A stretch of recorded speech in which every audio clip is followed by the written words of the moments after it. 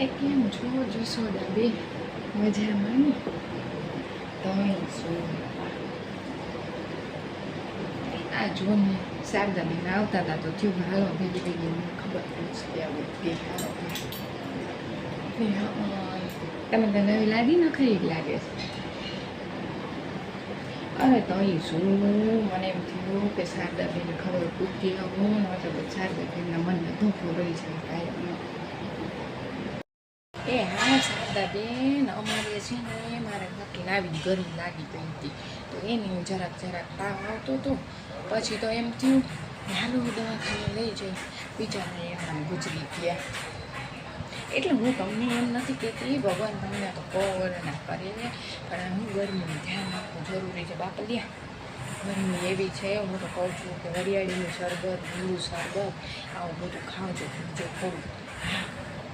ગરમીને કાંઈ ના ખીડે હું આ જો સવિતાબેન એમાં ભેગા હતા હું સવિતાબેનને કહું છું એ 80 નીકળતા નહીં સવિતાબેન અરે રે શારદાબેન તો પાછા બી બહુ જાય બાપા અરે બીવોમાં શારદાબેન કોણ હવે